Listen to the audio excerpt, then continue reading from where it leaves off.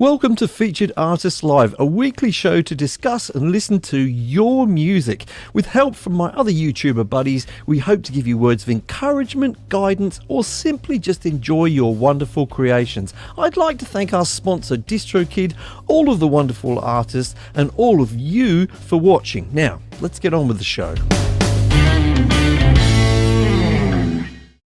Hi folks, I'm Mike and I hope you're well. Happy New Year to you and welcome to the first show for 2022 of Featured Artists Live. It is 7 a.m. here in Perth, Western Australia. Wherever you are in the world, welcome. It's nice to see you here. I see we've got a couple here already of our regulars. We have Doug here from Washington State. Always good to see you, Doug. Of course, we have the insanely wonderful and talented Mimo Japan, who's a moderator in the live chat today, and we also have Danny Go here. Nice to see you, Danny. So I'll be saying hi to other people later on in the show.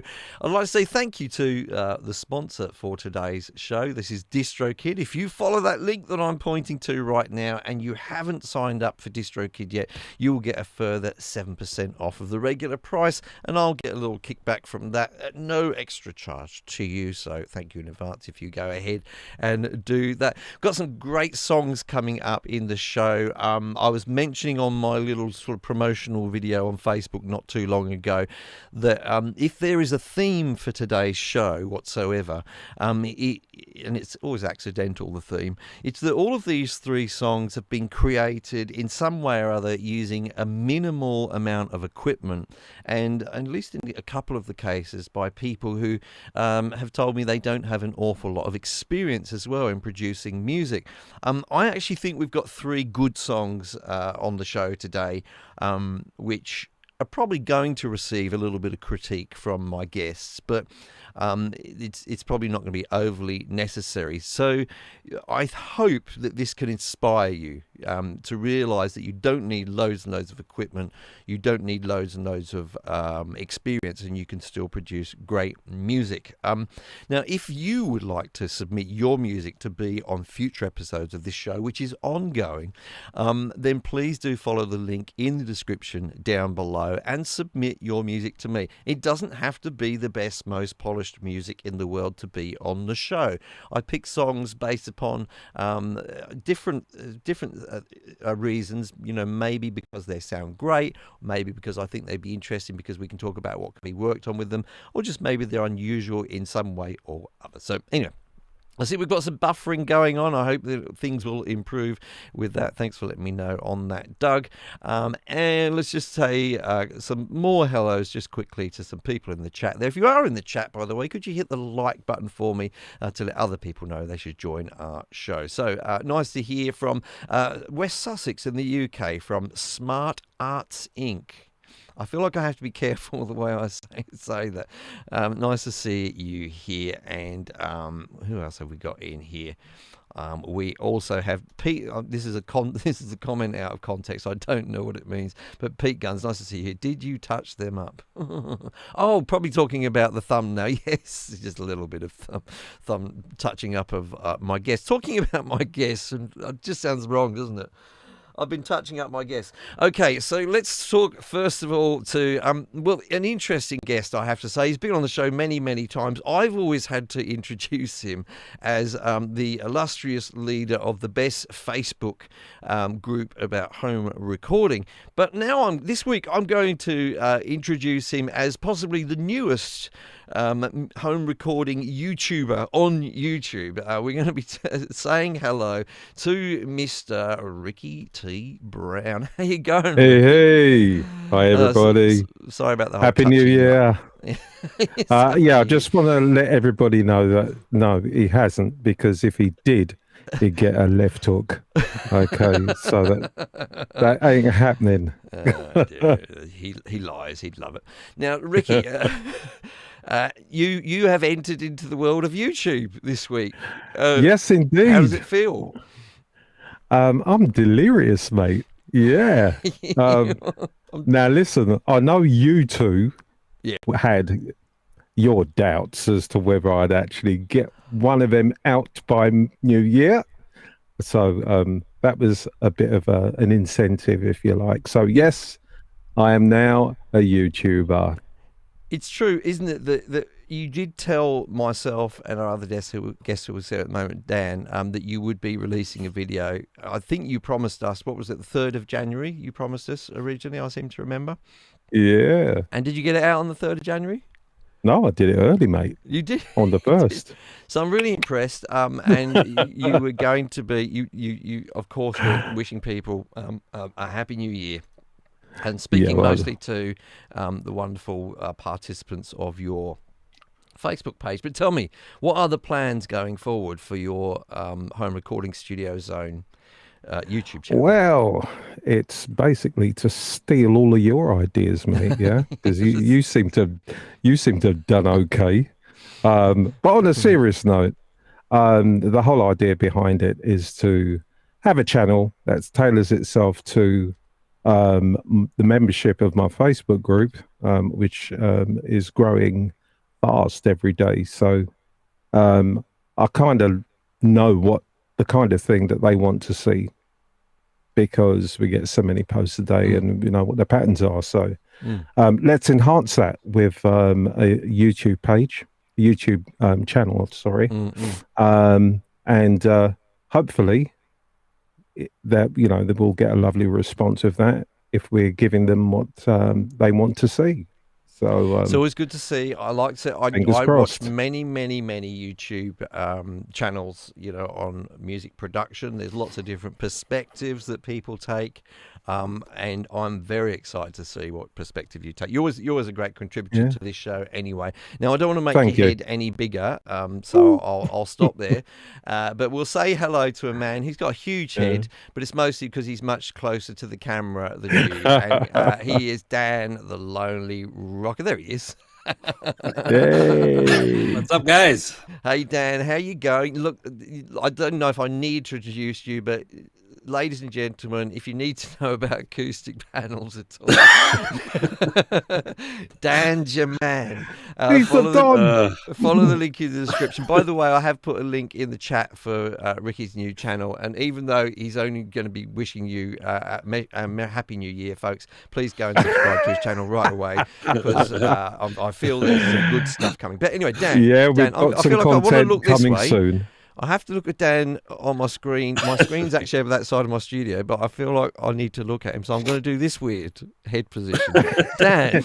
Now you look like the thumbnail, the avatar. Oh, I can do it. It's true. These big eyes for that. Dan, let's get down to this, Dan. Well, how's the new year? How does a Jewish man celebrate Christmas? And what's going on? Well, first of all, I feel really inspired by Ricky's leap of creativity. I think I'm going to start a Facebook group. Yes, I've done that. I actually have one, but I don't use it. We're all on the same page now.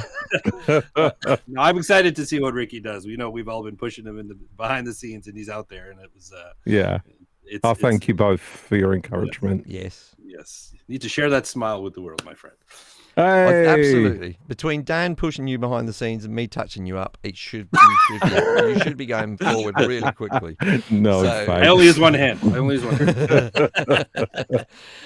Guys, I think we've got some really interesting music to kick off 2020 here, and I'm going to sort of get straight into it. We can have our chats in between, of course, but I'm going to start off with, as I say, I don't ever intend a theme for the show.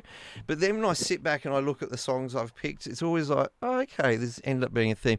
And this is one of those ones where, people tend to have, in these examples, tend to have not used an awful lot of equipment for what they've done, which I think is always sort of an inspiring thing in a way, to hear what people can do with just a little.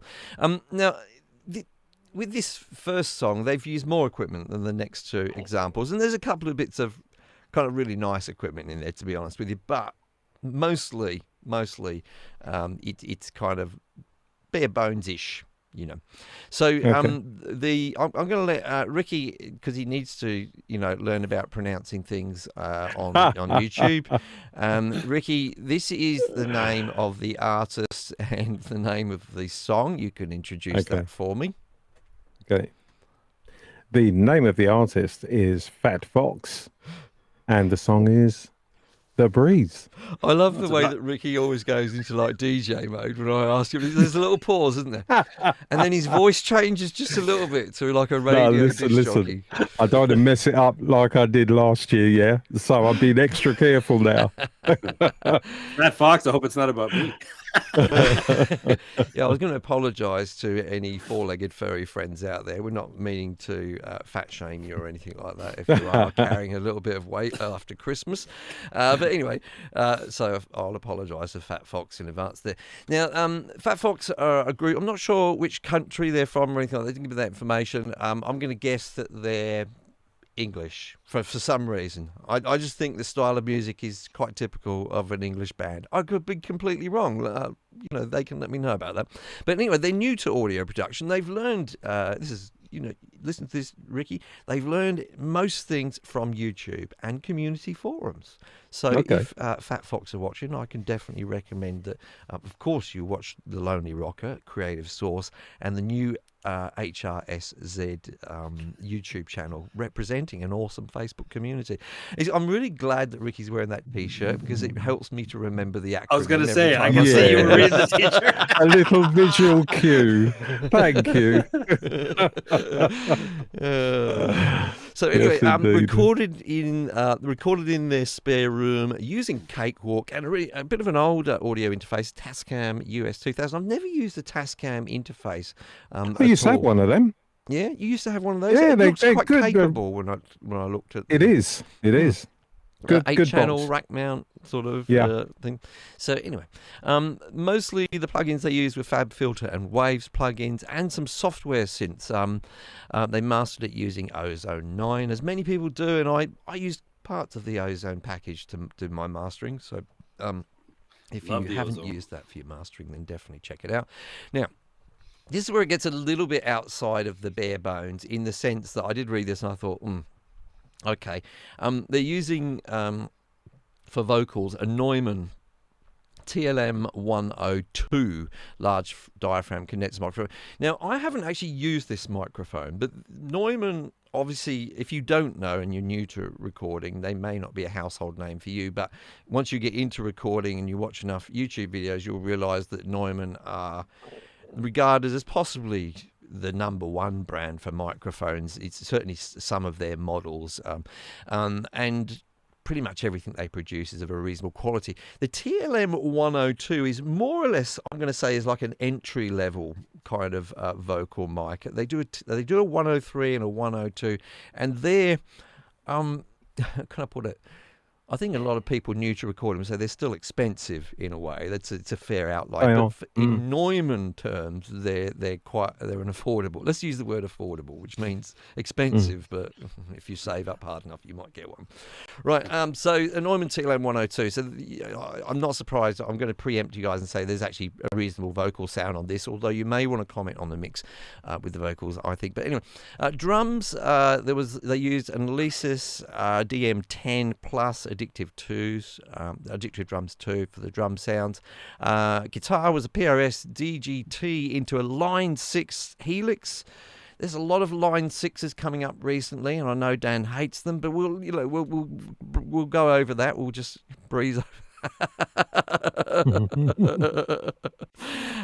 Bass was a Squier Jaguar. Direct input. There's a lot of people go direct in with bass. I do too quite often, and I use a blend of DI, and I'll either mic up my bass amp, or if I'm feeling lazy, I'll just go for a bass amp sim, which there are some really good ones around, and blending the two. But you can also use a DI bass guitar. It can often just sound good all by itself for certain types of music.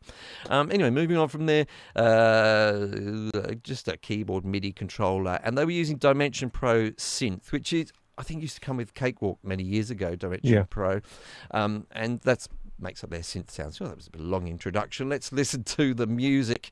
This is Fat Fox. I'll introduce it again, Ricky, because you sounded way too DJ for me. Fat Fox. Let's have a listen to Fat Fox, The Breeze. Okay.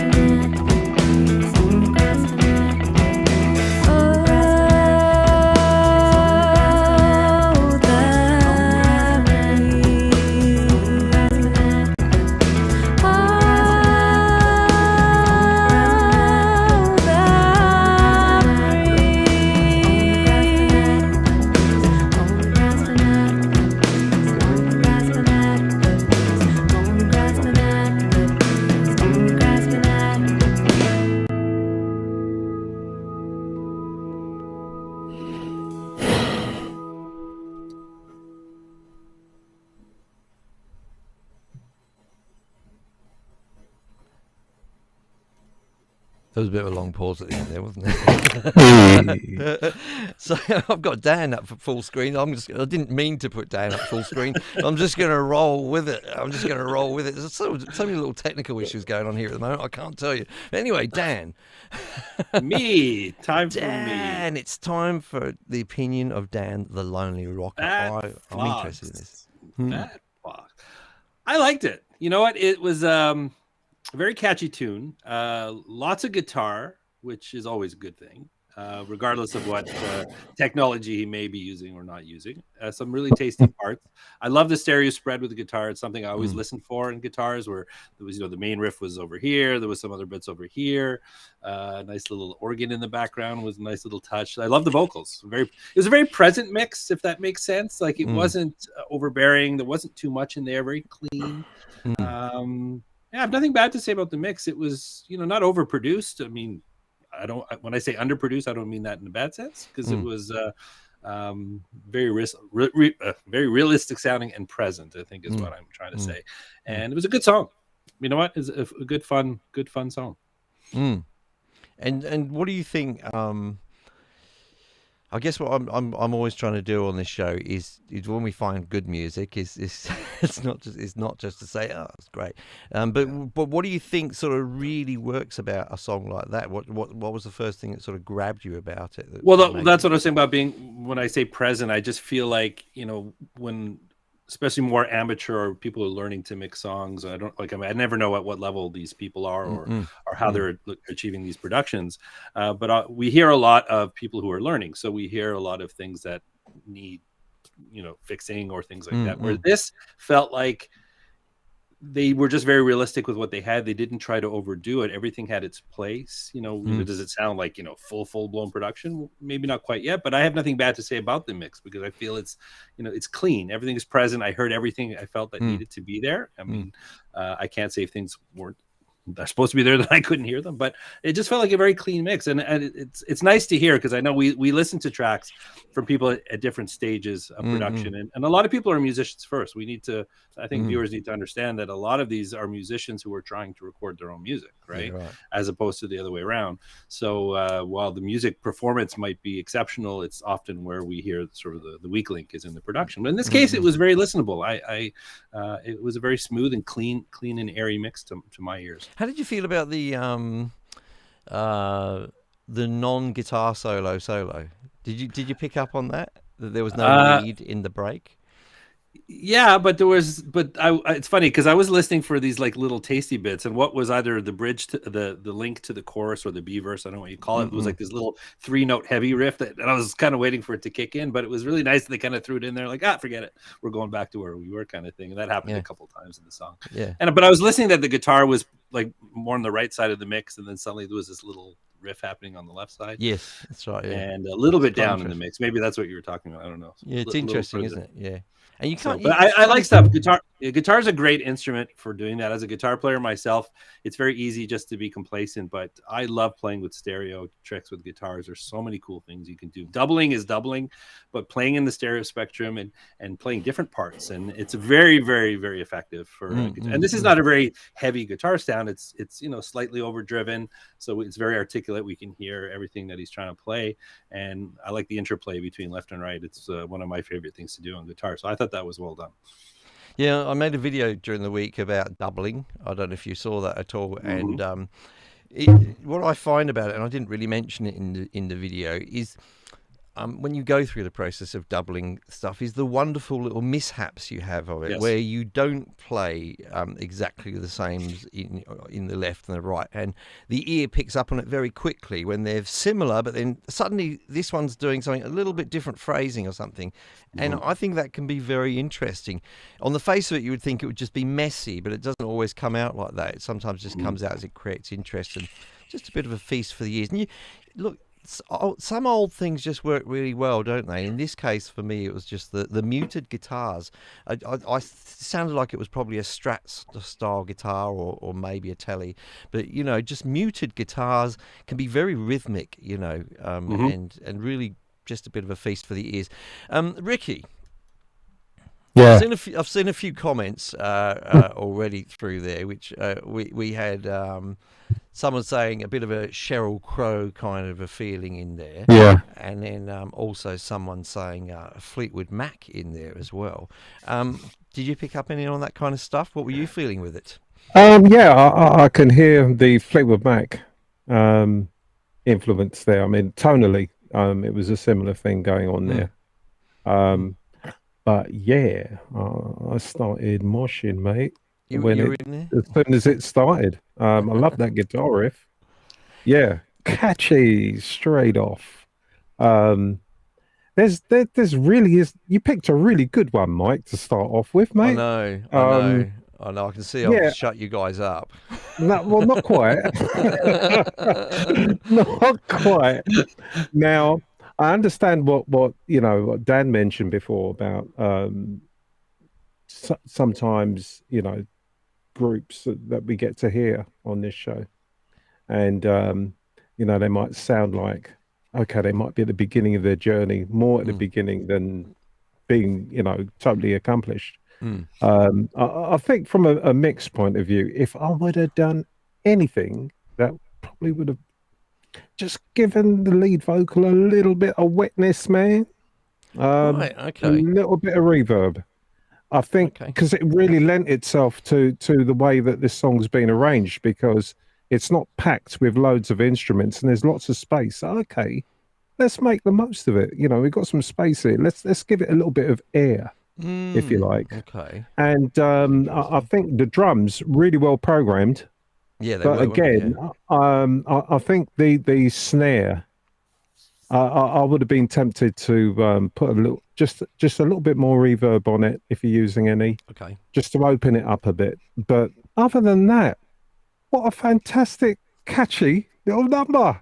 It's Yeah, brilliant, I you thought know. so. Yeah, I thought it was a good example of how when you get, because to me that song was mostly about that guitar riff that was happening going through it. It just drove the song. It just set up a Yeah, base. So if you can get one good idea for a song like that and then just embellish it, that can hold a whole song together really nicely. And I thought they did a good job. In my opinion, the vocal, I first felt Fleetwood Mac, but in that good way that it was not exactly the same. It yeah. just it was reminiscent of, so it was still Hmm. unique. And but I just thought the lead vocal wasn't actually quite loud enough, in my opinion, just ever Oh, so slightly. really? Really? Yeah, just felt that it just needed that little, when you do that little nudge on the fader, which is hardly anything, but it makes all the difference. On the That's what it felt like choruses, to me. yeah. I think you're right. Yeah, on the choruses, it could have been done with a little bit more It level. was almost like to me, I was loving this guitar riff so much, and that was what I was listening to, and then I was like, oh, hang on, it's actually just a little bit overpowering the lead vocal for me, just a tiny amount, hardly anything. You know what it's like on this show. Sometimes we feel we have to give some critique, and could have not bothered giving that critique, but it's just, yeah, if you were going to do a remix, then I would nudge it up a little bit. But great start to the show. I think it shows again the apart from the obvious bit of expenditure there with the Neumann mic, using some pretty basic sort of equipment to get the job done here, and I think. I just think if that came up on Spotify on my playlist or whatever, it would never occur to me. Oh, that sounds like an amateur Mm. recording. That wouldn't Mhm. occur to me at all. No, it's really I would good. just be Mm. enjoying the song, So, um, good start to the show there. Good start to Very good. 2022 with a nice little number. And if you are going to be listening or releasing your music to Spotify, of course, I almost forgot. Then you should probably use DistroKid to do that. Not just because that's it. Thank you, Dan. Not just because they're the sponsor of the show, but all three of us. Ricky, you use DistroKid, don't you? Tell me you do. Yeah. Otherwise, I'm Yeah, misinformed a I'm bit. signed up to it. Yeah, I'm signed up to Okay, so DistroKid. Yeah. look, I think all of my guests use DistroKid to distribute their music to the world because it's very, very easy and it's extremely affordable. And also, it's got some fun features like the Spotlight feature, which I'm going to talk about right Submit your music to the DistroKid Spotlight feature, it gets entered into this competition where it gets played alongside other songs, and people will vote for which of the two they see on the screen is their favourite. Now, the better you do in this process, the more likely you are to appear in one of DistroKid's playlists on Spotify, and that means your music's got a much better chance of being heard. So you simply go ahead and select one of your songs, and then you've just got to select a 29-second clip, the best part of the song. It would be the best way to go with this, and you've got this nice sort of interactive feature here to do that. You simply then select the Connect with Spotify button, and you're away. Thank you, Mike, for that little ad in the middle there. Very interesting. The Spotlight feature. Getting on playlists is an important part on Spotify if you want to get more people to hear you. So check out those sort of features on DistroKid, of course. Now, something very, very, very, very different now for a piece of music. And it's almost one of those things. I had a long email from the artist about this, and I always have to take people's emails and get them down to bullet points. And I don't think I could really impart to you guys what was really behind this song from an emotional perspective. It comes from a very, very deep place. How can I put this in a short form? The person was going through an emotional crisis or has had some long-term mental health issues, as well as some physical issues, which made it difficult for them to sing through this process. And they recorded this song at that time, and what they decided to do was sort of try and harness that place they were in and try and capture that emotion in the moment of recording the song. So I think it's a courageous thing to do. Now, the person who submitted this to us has been a regular on the show. I've never listened to their music before until I heard this song, and he's just actually said hey in the comments, and it's taken me weeks to realise that I should just be pronouncing him as Wi-Fi. It's W?Phi, because I'm only semi-literate, and every time I see that I go, how do I pronounce that? And of course it's W?Why? I mean, just the penny dropped with me. I'm such a dumbass sometimes, I tell you. Anyway, so I was glad that I finally got that. But anyway, what's interesting about this, it seems to me from reading the email, without going too much into Wi-Fi's personal life, but the beginning process for this was recorded after a breakup. And so he didn't have much gear available to him, as sometimes happens in breakups. I went through that once, where I had a whole studio once, and after the breakup, I had a microphone. So it's always an interesting time when that's what you do. But anyway, so here's probably one of the most interesting parts of this song. Vocals in this track were recorded using an iPhone. The internal microphone on an iPhone, due to various circumstances.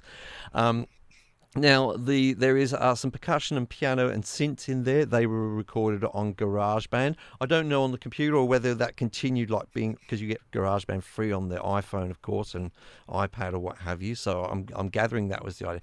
Now, later, the artist was able to get some gear back, and so he used his Ibanez guitar and had access to an Apogee Duet. I've never used that interface, but obviously really good reputation. And so the guitar was not recorded through an iPhone. The guitar was recorded through that. Now, just reading from my notes here, Wi-Fi, the artist here, was suffering through various health challenges, both mental and physical, but as I said earlier, tried to harness them in the emotion of the music. Now, here's a quote from Wi-Fi, from the email. It says in quotes, "The entire song was structured as if you are in a storm on the ocean trying to get back to shore, and the end of the song represents death. Death caused by my own suicidal thoughts, death of a loved one, by separation and heartbreak. It was the worst time of my life, and fortunately for me, I could transfer that into a song. I'm not sure if I'd be alive today if I hadn't done that." So that's, there's definitely, I'm going to say, some depth to this song. It's going to be really interesting to have a listen. I'll just pull it up now. The song is called Deep Water.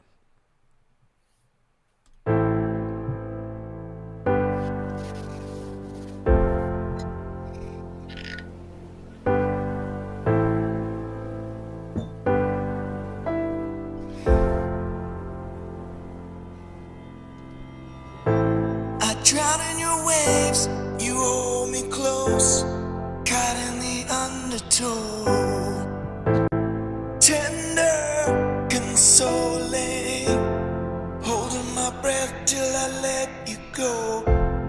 Let the waves crash over me, yeah. Let the cold dead water reach my soul. There are deep waters between us. And what would any red-blooded man do? Dive in the water to get to you. Swim through the ocean to find you. It's what I do.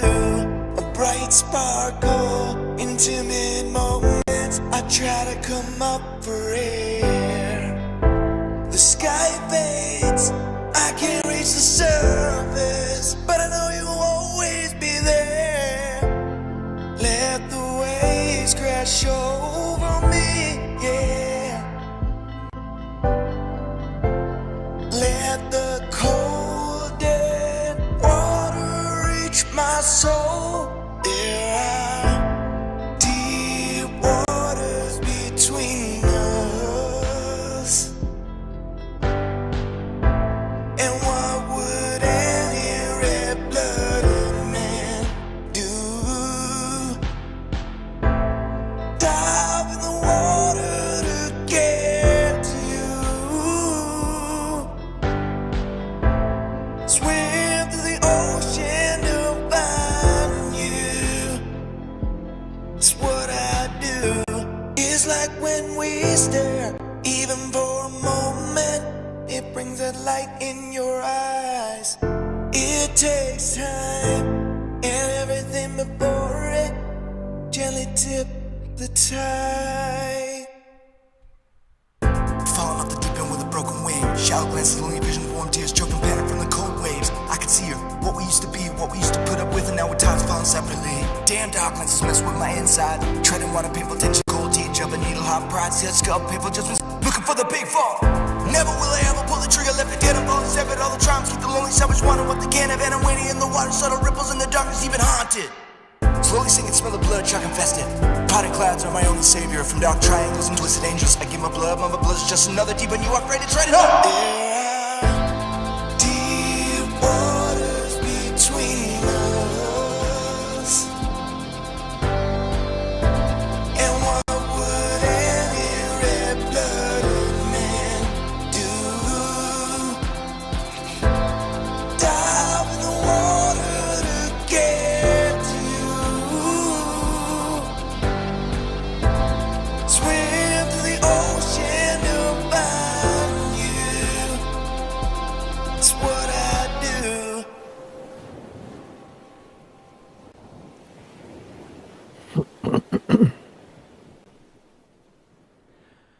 I'm going to go straight over to Ricky for this one, mate. Yeah. Just give me your thoughts, man. Wow. He squeezed every ounce of meaning and emotion into that performance. And to, okay, he's used an iPhone to record vocals with, but I'll tell you what, in this particular instance, I don't know they actually made any difference because all of the value and the content of this song was in the delivery. And, it was done so well. Total respect to Wi-Fi because, I can speak from not from a personal point of view, but I used to work with a singer that had struggled with bipolarism and what it did to her, having to go through that and also at the same time being, a productive musician and, you should give yourself a big pat on the back, buddy, because not everyone can do that, you know. This is more than presentable, sir. More than presentable, and total respect. You know, I'm here to give a little bit of critique, and you know, I listened intently to everything that was going on there. You know, and I think what you've achieved, it's we can call that production. It's almost deliberate because if you were going to make, you know, classical perfect, as in, oh, we use the best mics and we got the best EQ curve we could possibly get. No, that's not what this is about, though. But as you've presented it, I cannot fault it. So well done, buddy. And total respect to you. Thank you, Ricky. I'll move straight over to Dan here. Dan, probably, I suspect not kind of the music you normally listen to and all that kind of stuff, but what happened for you there when you were listening to it? In some ways, I almost wish we hadn't gotten the preamble before we heard it. Right. Yeah. Because to be quite honest, I feel like any criticism I give right now, I'll just look like an asshole. Yeah. I mean, knowing what we know, and can I just say, as the host, before you do that, that's not true. I know Wi-Fi wouldn't see it like that. I'm quite certain he wouldn't see it. I'm like sure that. he wouldn't. But no, but obviously, I mean, we can't help not be affected by the story before we heard the song. And this is not a critique about anything or the process, right? But knowing what we know and what we're being told about this song and the production of the song, all I can say is that I'm glad that he had music, because music is the great healer. It's gotten all of us through difficult times. It's you know, it's just that thing. Some people say, you know what's important in life, right? Well, anything that makes you feel good is important. Right. And if a piece of writing some music helped him escape the challenges he was going through, then this is the best song ever made. Right. So that's kind of, I just found myself thinking about that while I was listening to the song. And listen, if I had heard the song without the preamble, I don't know what I would have said at that point, but knowing what I do, I think that's the best thing I could say. I mean, I'm following him in the comments, and I can tell how much, just even being here and sharing this with us and everyone in the comments, how important it is for him and how therapeutic it is. And bravo, that's all I got to say. Yeah, cool, man. No, I appreciate that. But I will say again, I will reiterate that you know, it's important that we're here in two roles as human beings, and we'll be affected by music, and just also in a technical sense as well. Because I've got to somehow segue to a DistroKid advert after I say this. So this is probably going to be the most difficult thing I've done during the course of doing this show, because I want to say that that this is what music is all about for me. Just this song. This is it. This is the whole deal. This is, if you can ever, whether you're a vocalist or whether you're like Dan and you play an instrument and express yourself through melody and harmony, if you can at least 1 or 2 points during your musical career, or whatever you want to call it, reach to a deep place inside yourself, a dark place that we all have, you know, we all have struggles of some kind, and try and express that in a really honest way through music. That's what it's all about for me personally. So from that perspective, I thoroughly enjoyed this piece of music, just really 100%. And you know, as you guys will know, at the end of last year, I picked a top 10 for 2020 of the songs. And I'll just say in advance, for me personally, I can see myself picking this definitely in the top 10 in a year's time, because it has that power to me. You know, just when we were listening to it then, it was just really, you know, reaching to me. as it happens, I sort of agree with Ricky. I think in this case, recording it with the iPhone microphone works really well for the song. I don't know it's going to work well for all of your music Wi-Fi. Yeah. There may be other songs where it's not going to cut it, but I'm glad. It sounds like you're getting some more gear back now, so that's good. But yeah, it seems a little bit crass to compare it to other things at this stage, but I will say it did. I only noticed it this time, but the mood of it for me reminded me of Phil Collins' "In the Air Tonight." You know, it just had that kind of darkness to it. You know, production-wise, I just loved what I always love in music is when something is more or less feels like on the face of it, it's the same all the way through. But when you listen, there's these subtle additions to the arrangement as we go on through. So there was times where, you know, there was just, I think when the sort of drums or the sort of percussion sounds came in, it was just really light at first, but it was very natural and just, you went, yes, that was when my ears needed that little bit of extra entertainment, and that's exactly what I got. So I just think it's a good example of a good arrangement of a song for me, in terms of the instrument. So yeah, but look, I think I've said on the show before, I don't mind saying that I myself over decades have suffered, particularly from anxiety and depression. I've had a good few years, like the last 6 years or so have been fantastic for me. But before that, for most of my life, I've really been in some of those dark places myself, and I don't like to dwell in there with music these days because, you know, I don't always find that's helpful. But it reminded me, and it was very real for me, listening to that of where you can be with those things. So just really good example of why we listen to music. Now, when I talk, just as a little side note here, when I talk about reaching inside yourself and connecting with emotions and expressing them in music, it doesn't have to be about depression. It could be about joyful things. It could be the love of your children or your partner, or it could be that you want to go and party tonight. That's a valid emotion as well, which you can tap into.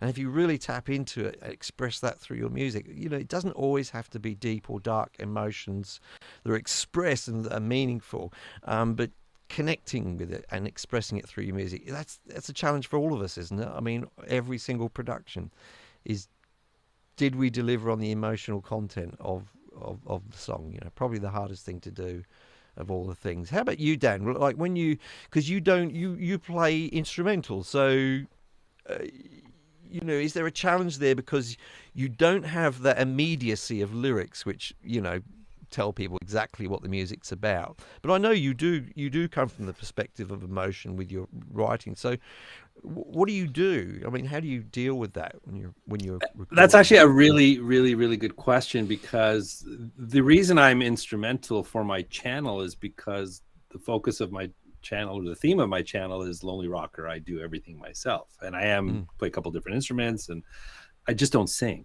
And it's not, you know, music I listen to has vocals. So it's funny that sometimes I feel a limitation, because when I write the music that I'm creating for the channel, you know, I'm thinking in terms of, you know, rhythmical structure and melody through the guitar. And I try to use the guitar to replace the melodies that would be present with the guitar, with the vocals, so it's a very, I mean, I've been in bands, I've written songs, I've written lyrics and handed them off to the person singing. So I'm comfortable with that kind of songwriting. It's actually something I'm missing, to be honest with you. So it's a challenge to keep it interesting. I mean, I'm not writing a ton of stuff. I write a lot of short bits. And that helps me, where I'm coming up with a lot of rhythmical bits and things that I use for demo purposes on the channel. But I am trying to make as much as I can. I try not to repeat too much. So the approach really is to try and keep it rhythmically interesting. I find that's where my focus is, compositionally, to have some, you know, a bit of rhythm and some interesting movements there. And that's kind of been my focus lately with the music that I've been making. Interesting. I always find, for me personally, that's the bit that sometimes I feel like I'm really missing in my music, like is finding that, you know, true expression through the music. Sometimes it's just the music sounds nice or good or whatever. That's not the same as music really expressing, right? It's not, a cool guitar riff isn't the same as something which actually evokes emotion, right? If that makes any sense. Well, I mean, as someone who's trying to express himself with the only way that he can, it's just, I mean, everything that I'm doing is an extension of how I'm feeling, right? So I just can't I'm feeling shit today. Like, I'm sorry, but it just whatever it is, that's how it comes out, right? Dan swore on my show. Just saying, he's the second person to do it. It was Pete. There Johns. goes the ad revenue. Normally Pete Johns who swears on the show. Well, he was dropping the F-bombs. I haven't done that. He was. You're Canadian. You would never do that. No. So I think, like you said, just good music, to me, there's a level of emotion and feeling in there. There's some music that just there's no room for that in there, but I think that's the difference maker. Right, that's the connection point. That's the tether from me to the listener, is some level of emotion in music, right? And whether it comes out through a guitar melody or it comes out through a vocal or a lyric or whatever, that is the intangible part of music that I think it's an integral part of music that separates music from music. It's not so musical. It's hard to relate. There's got to be a level to relate, right? Just a quick hello to one of our regulars, Keonra here, and she was saying, "Going Home," theme of the local hero by Mike Knopfler, is an emotional song. Yeah, I remember that. Hey, that was a great little piece from Mark Knopfler there. I can understand why that would move you. Nice stuff there. How about, we didn't actually mention it, but how do you guys feel about the little rap section in the middle of that song? Ricky, yeah. Go to you. You had to go there, huh? By the way, that wasn't like, oh, let's talk about rap stereotypes. I know. It's all right. It's okay. The rap part. I think it worked for that song. I mean, yeah, it was a bit of a surprise, which is a good thing actually, because one might have expected a guitar solo, where he actually came with something different. So it never, listening to the whole thing, when that part arrived, it didn't that sounds wrong. It worked. All of it worked, all of it worked for me. Awesome stuff. Interesting. Now, someone's just said it's a wrap. Just to close this section off. So thanks anyway so much for Wi-Fi MIDI for that. Been having you in the chat there for a few weeks, and it's nice to hear your music. If you are in the chat and we haven't heard your music yet, and I can see a few names there, then please go ahead and submit it to the link in the description down below. I am going to continue to talk now about different ways that you can promote your music, and I definitely think that Wi-Fi should promote this music through the sponsor, which our wonderful guest Ricky T. Brown is pointed to there, which is distrokid.com. There, follow that link, you'll get 7% off. And they also have this great sort of little feature to promote your music called the Wheel of Playlist. One of the ways to actually get your music heard on Spotify is to get onto a playlist. Now, DistroKid offers a really fun way to get onto one of their playlists with their Wheel of Playlist feature. Simply head over to your DistroKid account, go to the top right where it says Goodies, then go down to Wheel of Playlist, and then you start off simply by selecting a song, something you've already released, and then click on Connect with Spotify. Now, obviously, the further up a playlist you get, the more likely people are to actually hear your music and enjoy it. So what DistroKid do here with this feature is they give you 3 chances to spin a wheel, a kind of a wheel of fortune type of thing going on here. Now, the best result of those 3 spins determines your number in the playlist. And as I say, the higher up you are, the better. So on this occasion, I achieved 1,088. You can try every day if you like. So maybe that's something you'd like to do to actually get your music in a playlist on Spotify. Now, I feel sorry for our next artist, who is Sean Legaspi, because following up after a song which has got loads and loads of praise is surely not a nice position to be in. I'm ready to unleash. Bring it on. you set him up, didn't you? That's what you did. You set him up. Dan's Get out of the way. I'm first. Dan's like, give me something shit to get my teeth into. I might have to disappoint you, Dan. But and now, Sean, I'm just going to read. Basically going to read his email to you, because I couldn't get this in bullet form. But anyway, so this is what Sean was saying about this song, which is called "Keep on Loving You." It's not a cover song of the famous "Keep on Loving You," which was by. Was that REO Speedwagon? Yes, that's right. It's not a cover song of that, thankfully. Sorry, REO. Sean says, my recording process was fairly simple. All of the sounds in the track were made by vocals and acoustic guitar. All right, so all of the sounds in the track were made.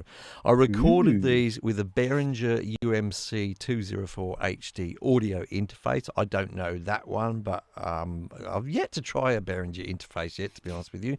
If anyone's, I must hook up with Behringer, get in contact with them to look at some of them. Anyway, also using a Behringer XM8500 dynamic mic for the guitar and an AKG D5 dynamic mic for vocals. So one interface, 2 different microphones to choose from, 2 sources, vocal and guitar.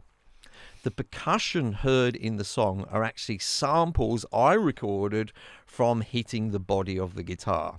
The kick was just the top of the guitar while the snare was hitting muted strings above the sound hole. I've done this before many moons ago in Contact.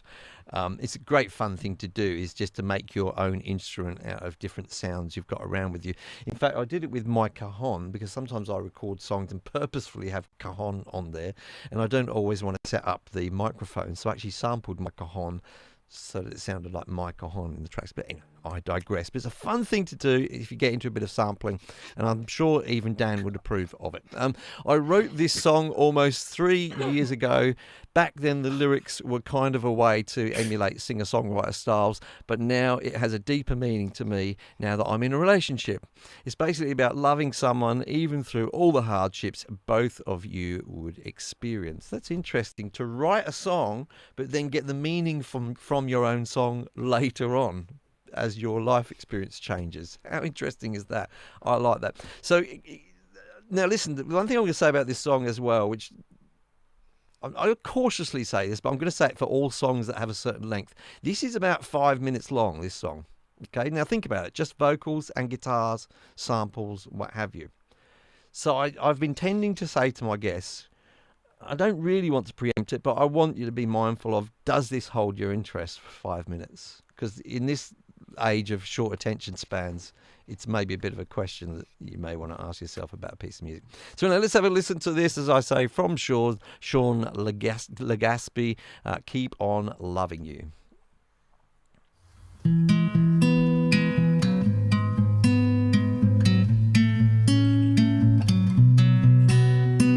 Oh, it's been a long, long day without you.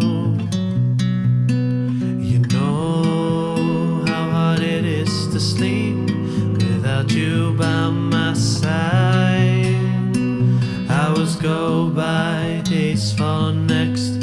Soon will be a week, I can't catch a breath. You know just how much I need you. I need you, baby. Oh, I thought that I was so good,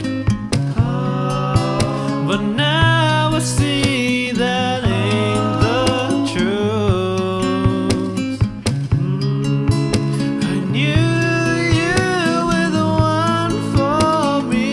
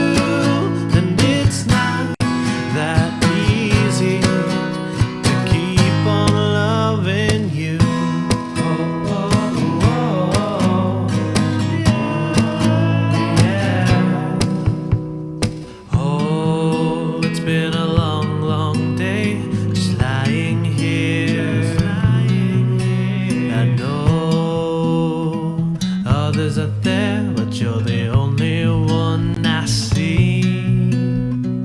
Answer me, my dear, how can I make you smile? Show you that your love perfect by design. You know everything is all for you. It's all for you. I thought that I was so good, but now I see that ain't the truth. And you were the one for me,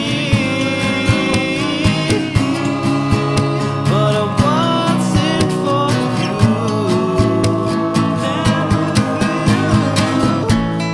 Run into my arms, I'll keep you safe beside me.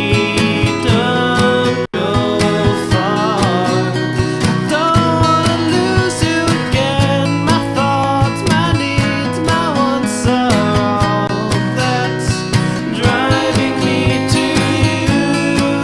When it's not that easy to keep on loving you.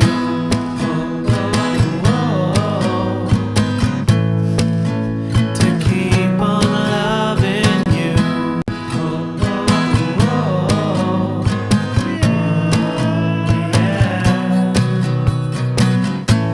I need you now more than ever. Can't go a day without thinking about being together. Never had a doubt we would be good, holding each other as we both fell asleep. Now come here and just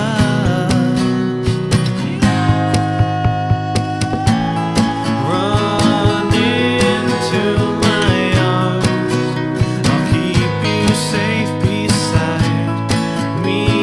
Don't go far, don't wanna lose you again. My thoughts, my needs, my wants are all that's driving me to you. And it's not that easy to keep on loving you. My thoughts, my needs, my wants are all that's driving me to you. And it's not that easy to keep on loving you. Well, there we go. Dan, you're still awake. That's a good sign after 5 minutes. And let's face it, once we get into our 50s, staying awake for more than 5 minutes, this could be tricky at times. So, Dan, I know this is not your sort of music in lots of ways, but I know it's your music in some ways, in the sense of there's a lot of real instrument stuff going on in there. So I don't want to preempt your comments, but first of all, did it hold you for 5 minutes? It was starting to drag a little bit there. I think this could have been wrapped up in about 3.5. I think it would have been nice and complete at that point. Yep. I think it's, you know what, 5 minutes to me is actually not a long song, because I have Yep. a classic rock, progressive rock. I'll listen to a 20-minute song. Yeah. But there's lots of movements and things, and I won't listen to a 20-minute song every day. But when I do, it's got to have lots of intrigue and things like that. This is a very simple song that has no business being 5 minutes long, because there wasn't offering anything new. It was more of the same thing. Okay. And it kind of and I have some good things to say about it, so I don't want to come across that I'm jokingly giving him a hard time because of the last one. I mean, the first thing I was thinking, I was really missing a rap breakdown. That's the first thing. You lie. You lie. He's like The an only thing it was uncaged missing. tiger, isn't he, Ricky? He's like an uncaged. I'll Gotta get let him him back. out. Don't you worry. I'll get him back. Carry on, Dan. All opinions are valid, Dan. That's carry on. So just being, the one thing, and I'll get the sort of my challenge out of the way, other than what I just said. Like thematically, you know that guy that didn't have a girlfriend for a long time, and then he finally got some girl interested in him, and he just wouldn't stop talking about her. He's like, man, enough already, right? I'm sorry, but that's kind of what you can't go 5 minutes without. Oh, that's funny. So, and that is what it is. But I mean, but aside from that, I mean, I do like acoustic music. Actually, I think the strongest songs start acoustically. I think because harmonically and melodically you can someone said, Tip, don't sing to her. I'm sorry. Oh, I didn't say it. It's in the comments. No, but harmonically and melodically, I think songs are stronger if you start and write them as an acoustic piece. And I think there's a good foundation here to build on to, create some more with this song. But the fact that it's 5 minutes long, obviously the songwriter had a bit of a confidence or couldn't bring it together sooner. But I think it would help the song a lot to shorten the song because there wasn't anything new to offer at that point. And then sort of my first point what you're saying is that because you said 3.5 minutes, so you felt up to 3.5 minutes that there was new things being introduced, and so because there wasn't, but that was like, okay, it's good now. You know what I mean? Okay, after 3.5 minutes, and that's just ballparking it, right? After that, if I'm not hearing anything new, it's actually, I come from the production world and the visual side, and we produced music videos and things like that. And it's funny, I take influence from all over the place. And I remember when we were analyzing those productions, we'd always want to shoot enough footage that there was always something new to see. It wasn't just like, oh, there's the people dancing and we've seen that 4 times. It's like we want to save something up that we can trickle it out. And so there's always something new. And musically, I like that. And songwriting is where you can, introduce some new bits as you go on. It keeps the I just want to interrupt you here a moment, Dan. So we've got Pete Guns there in the comments. And, let's get our teeth stuck into a little bit. Some of the commenters here needs to work on singing. He's out of tune. Pete Guns, LOL at me. Come on, bro, putting up all the nice comments in yellow. So yeah, just proved you wrong there, didn't I, Pete? So I'll tell you what, mate. If you're going to come here and be an arsehole, I'll just remove you. There you go. Ooh, a boot. We have drama. Oh dear. The show has lost. I've never had to do this before. So there you go. Where's Mimo? We usually get nice people. It's not the Pete Guns show, unfortunately. So anyway, carry on, Dan. Yeah. So anyways, I don't want to sound like I'm bashing this song because I don't mean to do that. I mean, who am I, to say that? So those are the things that were bothering me. But I think there's enough there that, I mean, if the artist is interested in developing this a little bit further, I mean, people are talking about the voice. The voice is, in popular music, I can think of a lot of bands where the singer was not so great, but somehow it worked in context of the song. Here it's out there. So the thing that's bothering me about the song is so in your face. Like the theme of the song, it just wasn't working for me. But not to say there's like the guitar work, there's a lot of harmony and melody there. There's a lot to build off of there, I think. I just think it needs to be pushed a little bit more and like tighten it up a little bit. I think the artist will be surprised what he could achieve with the song. I mean, I sort of feel I'm sorry, Rick. I don't want to interrupt your spot here, but I'm a little bit of agreement with you in the sense I always think it's better to leave people wanting more to go. And that was a good song. I'd like to listen again, which I think this song definitely has that potential because there's lots of good, interesting things happening in the song and the production. But anyway, better to go that way than outstay your welcome to the point where people go, okay, I'll listen to that maybe another day. But anyway, that's not my opinion, but I guess that's the way that what you're trying to say in a nutshell there, Dan. Anyway, Ricky, I feel like you're going to come to the artist's defense here a little bit. Dan, you are brutal. I'm just telling you, man. But that said, I'd agree a lot of the points that Dan made, but I'll just be nicer about it. Yeah. Right. Okay. Right. The song. When first 8-16 bars, I was thinking, oh, this reminds me a little bit of the Beautiful South. Oh, yeah. They were a spin-off of the House Martins Yeah. from the late 80s. Had that And feeling. I could hear where it was kind of trying to go, but I would echo Dan's comments about the song. Yeah, man, it was too long. It was too long. Okay, because you know me already. I'll stick with it right to the end. Yeah, but it was a little bit too long.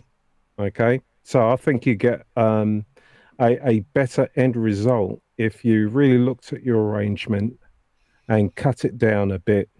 You know, nobody's saying that it's got to be 3 minutes. I mean, that's too literal, but you got to like, do I really need that bit there? Exactly. Does this add to it? Is the song building? And if it's not building, then it probably doesn't need to be there. Or you need to add something to it that makes it feel like it's building.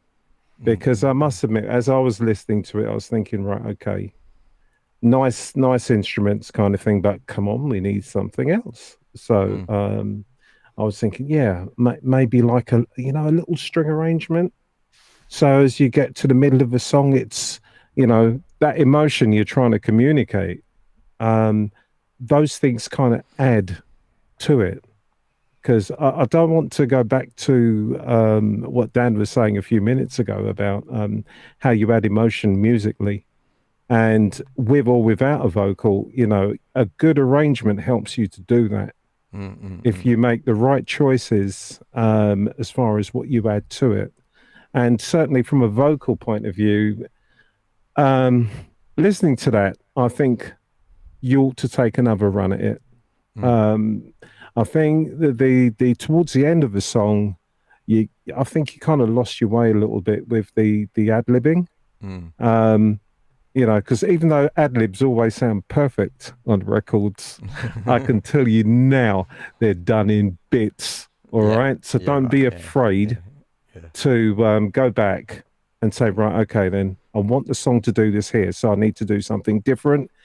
Just work in 8-bar sections, and then you'll get a nice full performance over the whole of the song. So, in a nutshell, cut it down a bit, okay, and add some interest as you go along. Because the way I share this with people, I say, look, giving critique on people's songs, I said, look, if you were looking at a graphic for your song, you need to show a wedge towards the end. So whatever intensity there is, there needs to be more of it at the back end than the front end. So build your songs that way. That way you'll keep your audience locked in.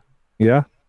So yeah, I mean, we're essentially talking about sort of dynamics in that sense as well. But I mean, there's quite an interesting conversation, which I can't share completely all of it here, but quite interesting conversation like this going on in the chat. And there's some truth. The way I tend to look at it, in very straightforward pieces of advice, is you've got your song going along, you've maybe got an intro, a verse, chorus, bridge, blah blah blah. Is for me, it's like if you've got say 2 verses back to back to each other, which often happens, add something to the second one. Just to add a new. It could be some strings come in, or it could be a different guitar line, or a different harmony on the vocal, or also removing something as well can be very effective, especially, you've come out of a chorus, to have a big drop down back to the verse can be really, impactful and interesting. So just first of all, look at it in terms of,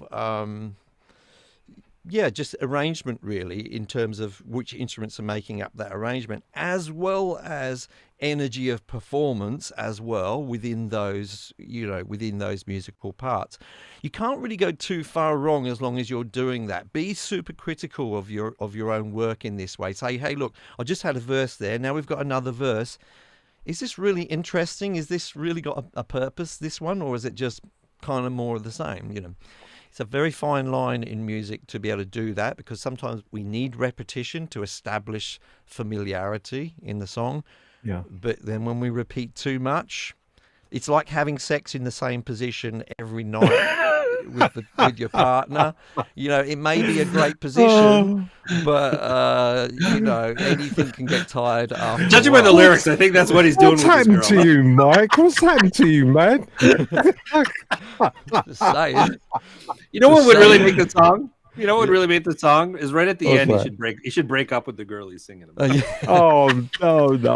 Just break I up want to with say, just specifically on the song, there were some interesting things going on in there, which were harmonically interesting, almost to the point where, when I first heard it, I thought, "Oh, did he go a bit out of tune there?" No. But I don't think it was. It was a slide, you see. It was a slide like from a discord into a chord, which was really interesting. A little bit of a delight for the ears on that. Some lovely harmony stuff going on in there as well. I liked the whole tone. It was a little bit Jason Mraz-esque for me in places here and there. That sort of whole groovy acoustic feel good. Could have had a ukulele in there potentially as it was bopping along, and I don't mind a little bit of that sort of music at times. And I don't want to labour the point, but I felt that there was like a verse and a half too many in there because the last ones weren't doing anything particularly different. If we go to the song before, whether you liked it or not, or whether people like it in their music or not, the rap which came in was a completely different thing to the rest of the song, and it you know, just took you by surprise a little bit, and it was you know, more than halfway through the song as well, so it gave you, oh, there's another little surprise in this song as well. So I know that people, it's hard to judge this when you listen to your own music about, you know, am I keeping it interesting all the way through or not? Hey, look, you can't win all those battles every time with every listener, of course, but yeah, try and be a bit harder. Just play it to other people and try and find one or two people in your life that are going to give you honest opinions about your music, right? Not essential. Not your mum, you sort of thing. You know, it's got to be honest opinions. People will say, look, you know, I love your work, but that bit there wasn't doing it for me. You need that in your life. I've got Susie to do that for me. she does it without holding back. And we've got Dan here to do it without holding back. No, but I just want to say, Dan, I'm very happy. I'm becoming that guy. I'm fine with it. No, you should be fine with it because it's all good. But anyway, listen, thanks so much to the people who, almost all of the people have been in the chat, apart from one person, of course. But thank you so much for being here with the show. And if you're watching the show on the replay, I'd love to have your comments about everything we've been talking about. Especially let me know in the comments down below the video how you deal with repetition and avoid boredom, if you like, you know, by going on a bit too long. I feel a bit bad for the artist now. We've sort of used him. He's hardly the worst. He's hardly the worst example we've had of going on a bit too long. We all go on a bit too long at times, that's for sure. But yeah, but personally, I enjoyed the last song to a great degree. But just watch the length on things. Now, well, we will be here next week. I'm not sure which guests I've got on next week. I think it's probably going to be Marlon and Ed next week for another 3 songs. So I hope to have you all here. I'm going to leave the final word for this show to the newest YouTuber on YouTube, Mr. Ricky T. Brown. He needs to practice talking to the camera and all that. So, Ricky, it's 8:16 by my time. You have got 5 minutes to talk about the 5 minutes. The importance of using compression and EQ on your master bus. Go, Ricky T. Brown. I ain't doing it. No, I think the most important thing is to thank all of our guests for coming on with us this week, and hopefully we'll see you all again next week. Okay. Very well done, bye my for man. now.